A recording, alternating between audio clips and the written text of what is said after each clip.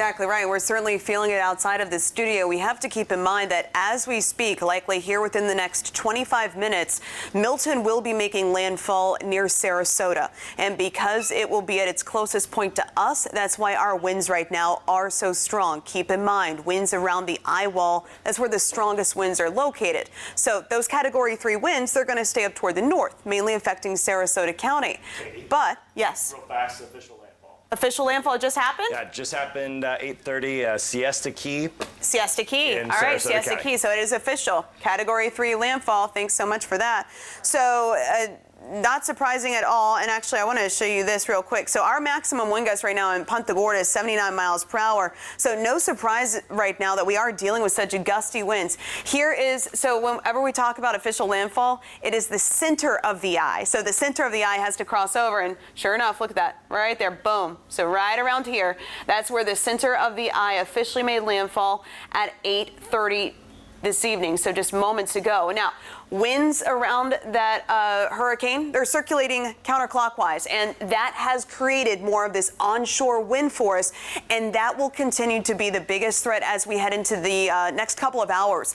Our water levels will continue to rise here. The storm surge risk that we have been talking about now for days, that will be at its worst overnight, right around midnight for many communities. The good news, though, is that it has made landfall. So it's going to continue to work its way inland. As it does so, we'll see conditions improve. Nonetheless, we're still going to have these onshore winds overnight.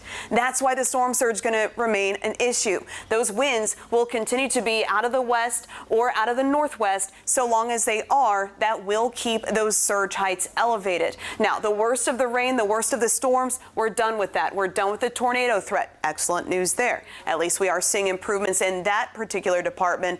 But otherwise, we will continue to see these strong gusty winds, and we will continue to see the threat for storm surge overnight. So here is that 8:30 advisory. So it made landfall officially. Sustained winds 120 miles per hour, gust to 150. Central pressure was at 954 millibars, moving toward the east-northeast at 15 miles per hour. Again on Siesta Key, just to the south of Sarasota.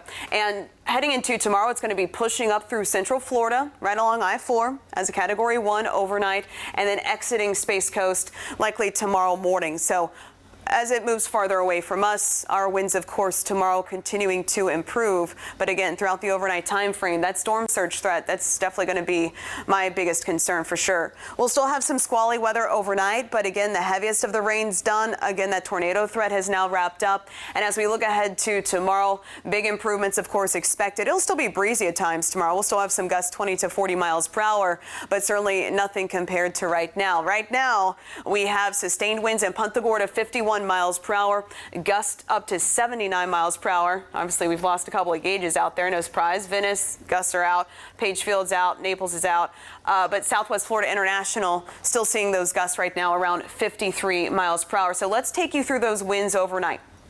Here we are at midnight.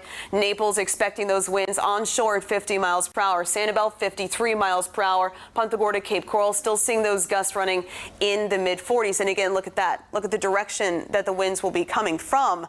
That's why the storm surge threat will stay present overnight, even well after this landfall has occurred. And then heading into the overnight time frame, 2 a.m., Arcadia still seeing those gusts in the lower 50s. And then looking ahead to 6 a.m. tomorrow morning, we will still have those gusts, especially along the coastline, running in the 30s and generally ranging anywhere from 25 to 35 miles per hour, with improvements slowly but surely heading into the afternoon as well as the evening. So the wind gust forecast for tomorrow, gradually seeing those improvements. Again, it's still going to be on the breezy side, but at least we will be seeing improvements. Also, storm surge, that's going to be improving dramatically right here at 1 o'clock. Look at that. That's when those winds become northerly. But so long as they have a westward component, that flow coming in off the Gulf.